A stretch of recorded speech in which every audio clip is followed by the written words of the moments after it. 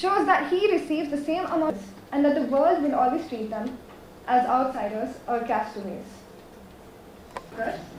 So can you share some of the pivotal moments from your career on some challenges you faced while you were starting your career in the film industry?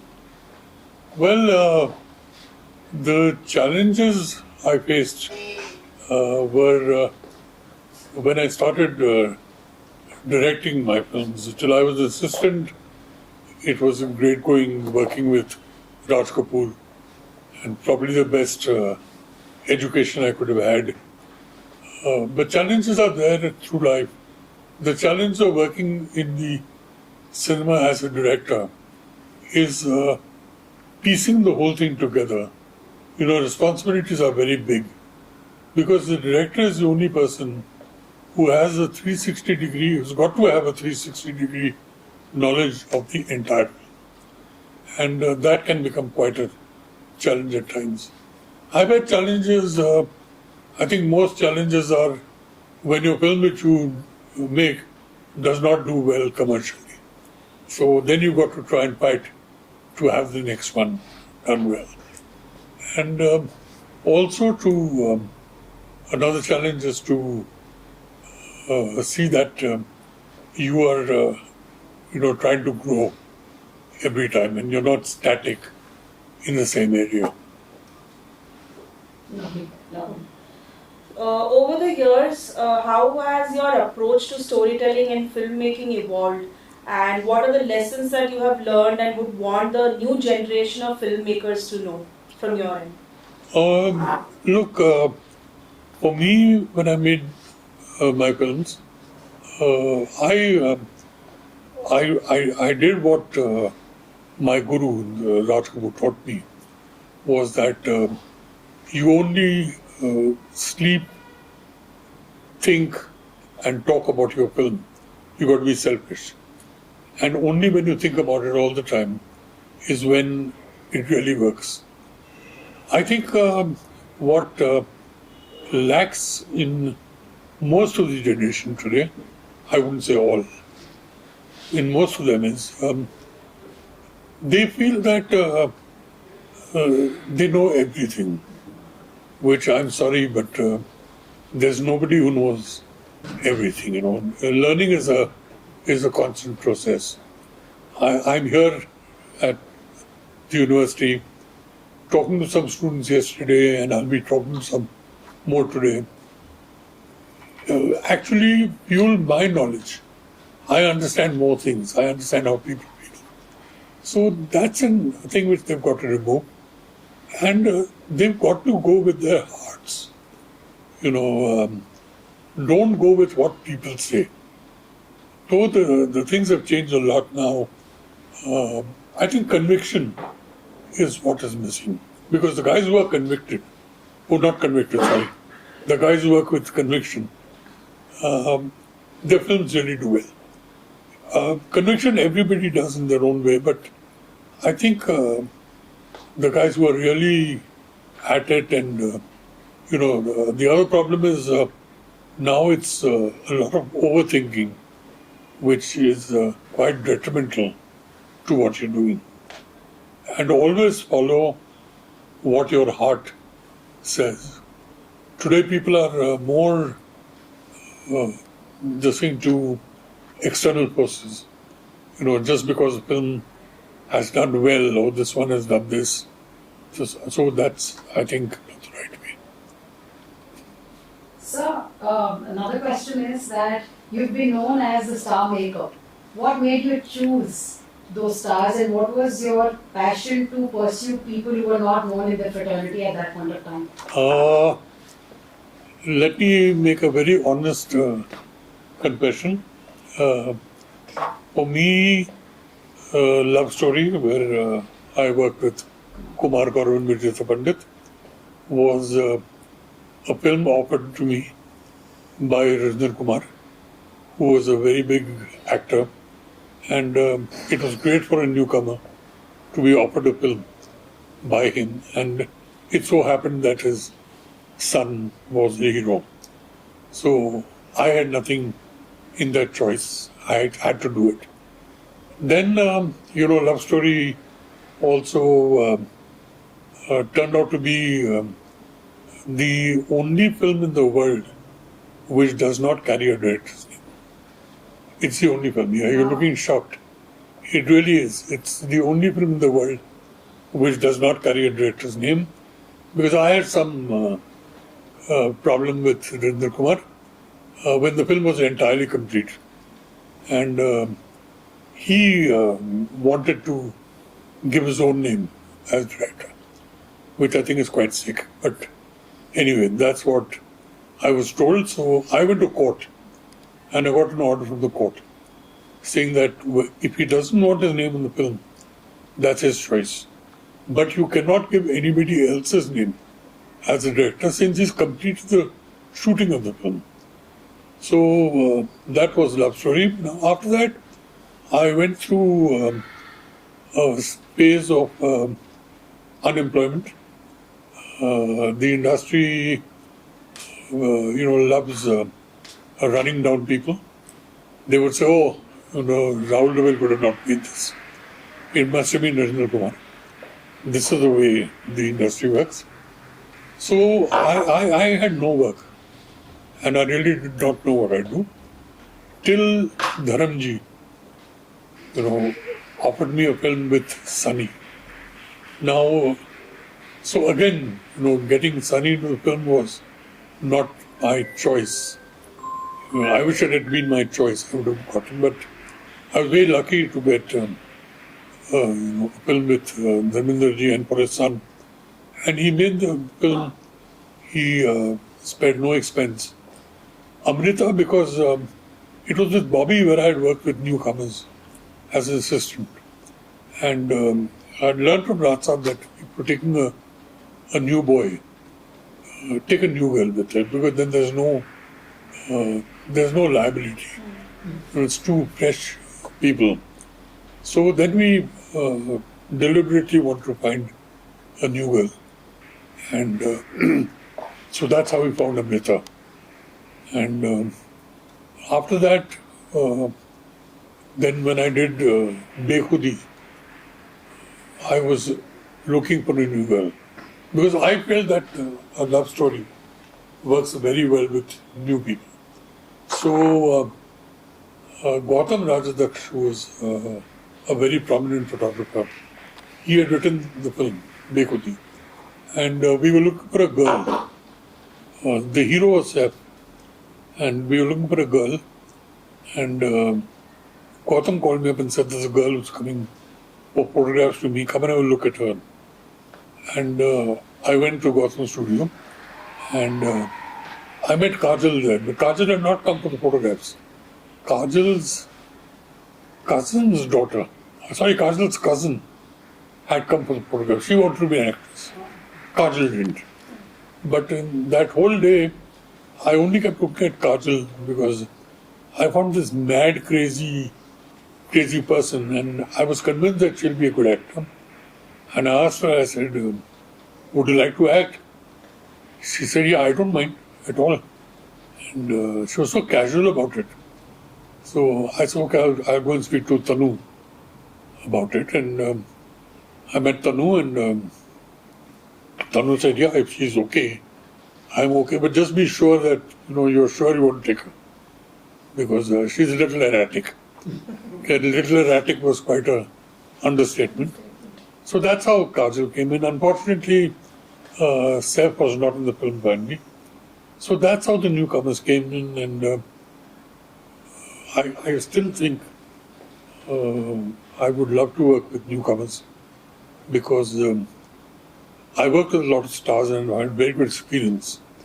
I think when I worked with Shah Rukh and Madhuri in Anjam, that was a great experience. Because there were two people who were very quick on the uptake. You had, it was very easy to explain things to them. But I think that little effort you have to put in with new people actually gives you a high. Because then you really got to work hard on that. So, what drew you towards these projects like Anjam and Arjun Pandit? And what was your approach to directing movies like this? Look, Anjam was something. Somewhere I've been a believer of women's. I think women have been given a raw deal in our country. So that's how the idea of Anjam really came up, to make it a woman and what she goes through. As a matter of fact, I sincerely believe that our system of awards, having a best actor and a best actress, should change. We should have a best actor, whether it's a male or a female, doesn't matter. Maybe have two, one first and one second. Why should we differentiate between them? So Anjam was that on the woman, and it was the atrocities which were conducted on this woman and what she went through with a man obsessed with her. So that's how this came about. Arjun Pandit was again with Sunny, and so that also had a very strong character for Juhi. So they were the natural growth to, and Sudhir Mishra had written that film. So they were all a natural growth towards the stories. So, we're moving on to understanding that, about 20-30 years ago, schooling in film or filmmaking was not a known thing. But today we have institutes like RV University and the School of Film at the university which are promoting such courses. What are your thoughts about such structured learning? Well, I think it's a very good thing to have structured learning, but the only thing which I do not agree with is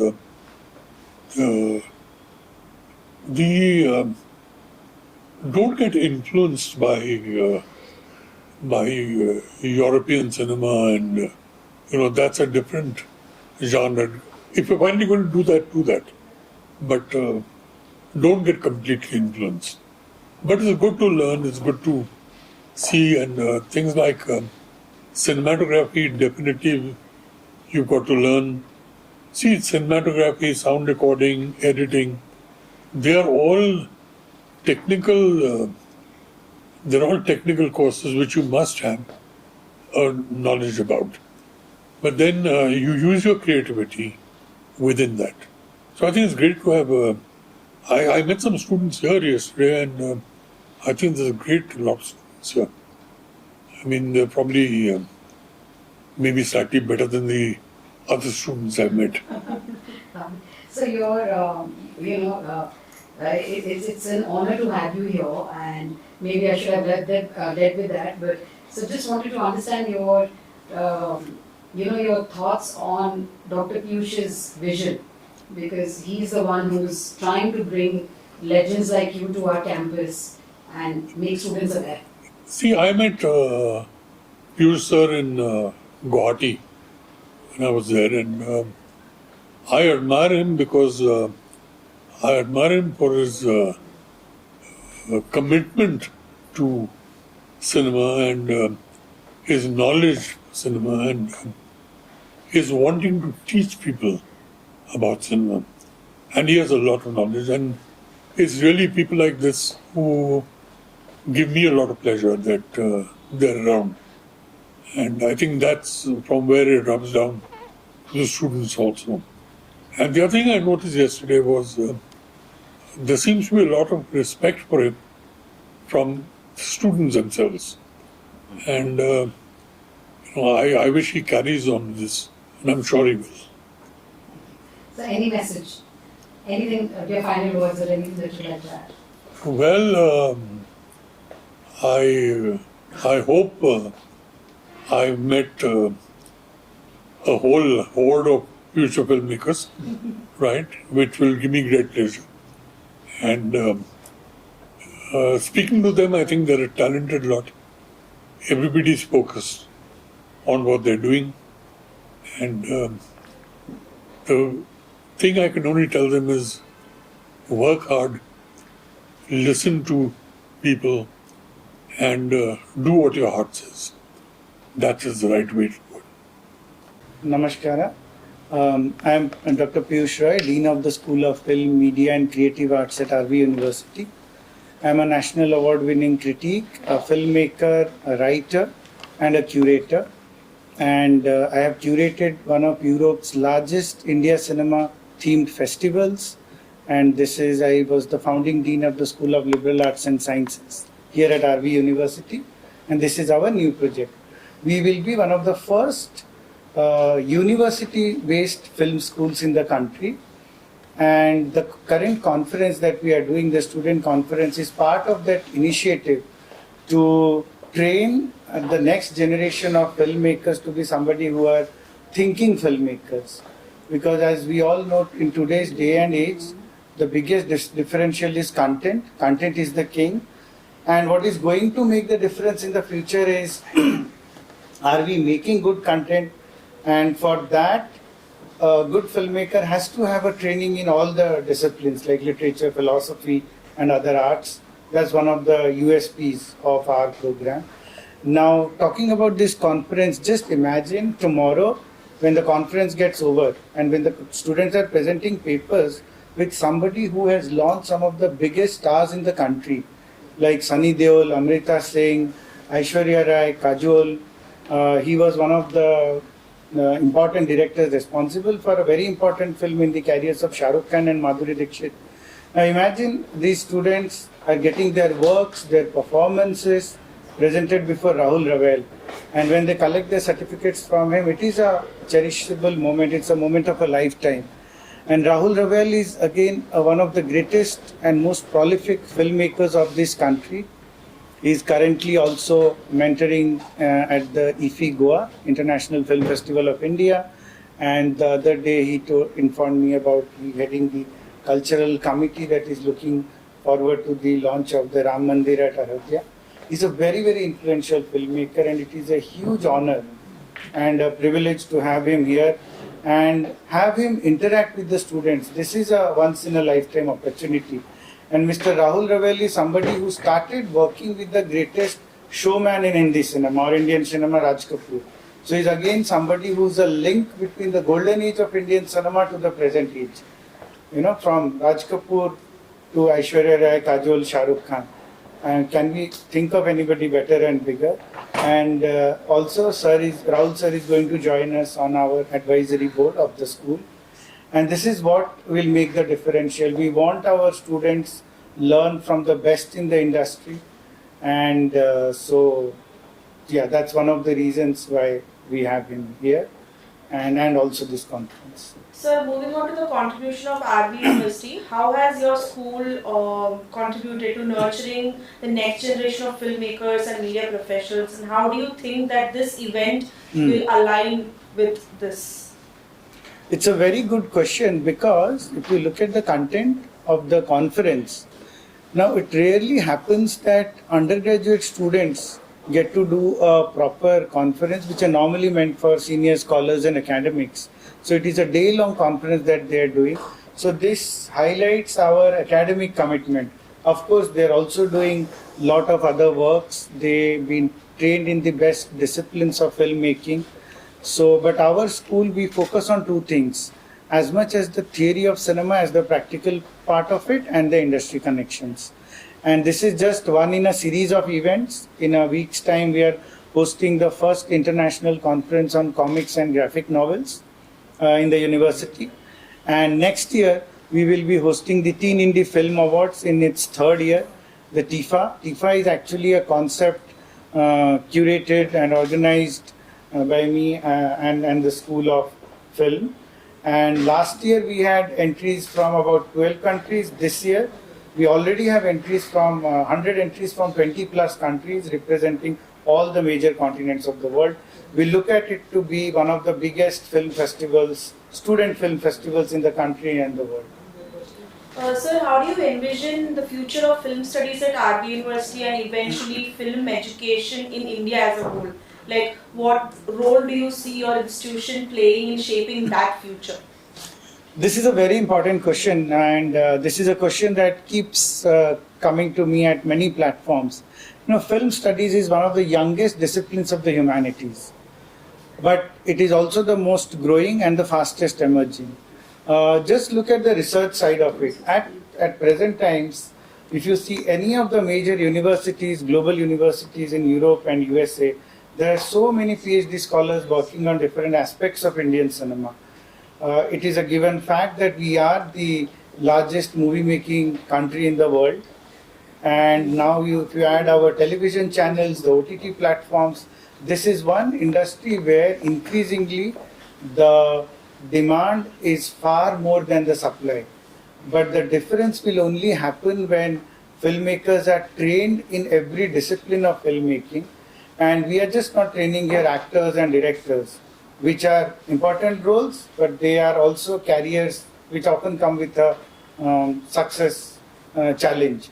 But we are also training people for the other disciplines in the film world, right from writing to creative directorships, production, cinematography, and film teaching and research, film conservation.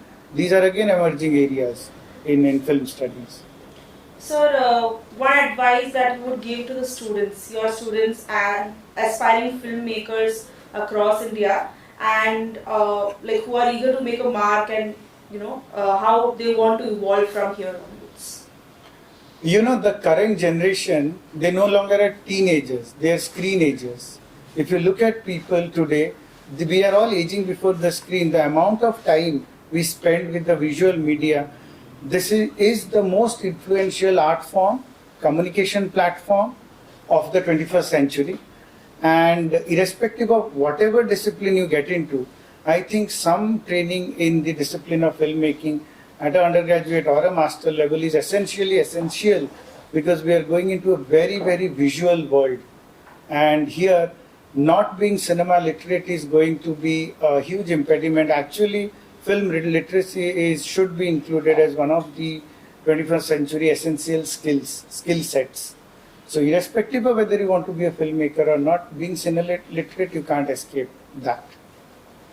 Hello, I'm Pavan. I'm from School of Liberal Arts and Sciences, and I'm a film major. Everyone can submit their films and short films on RV University's official website. There's a subsection for TIFA itself, so you can go there and check it out. You can check out our content from last year and the previous year also. So please feel free to submit your films. It'll be an amazing experience. That's about it. I'm Krishna from Solus, and I'm a second year student at RVU. I'm doing a filmmaking course as well. TIFA, that is Teen Indie Film Awards, is a student-led film festival, and it's an initiative to give an opportunity to all the teenagers and young filmmakers. This is a unique festival because not all film festivals have an age group of teenagers. So specifically, we've planned this just for age group for teenagers and for young filmmakers. We've got some wonderful, amazing entries from all over the world, and we've had two editions of TIFA already, and going to be a 5-day film festival. And we encourage all the filmmakers from all over the world. We do not have any category objections. We do have a few rules to be followed, but we're open to any category, any genre of films. Please submit your films, and this is going to be a lifetime experience. Arts and Sciences, and I'm a second year student. We also have an Instagram called TIFA, so please follow us on that as well. Okay. Why don't you introduce you're a first year student, right? Please. Hello, my name is Karthikeya, and I am from the School of Computer Science and Engineering, first year student. I got actually interested in this TIFA. Reason being is I am very much interested in movies, and apart from that, I feel like I am getting huge opportunity for managing a whole event. It's a lifetime opportunity, and I feel like I'll be learning so much from this. So that's why I'm interested in this.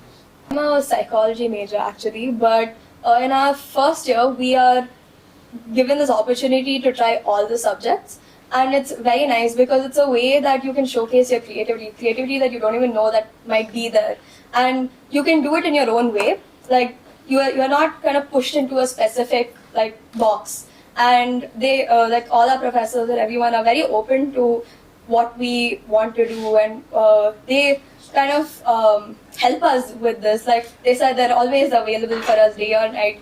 They are it's very nice, and also it's this it's a student-led festival. So we actually learned to like do all this at such a young age, and it's a very nice opportunity and experience that you may not get in other colleges. Lovely.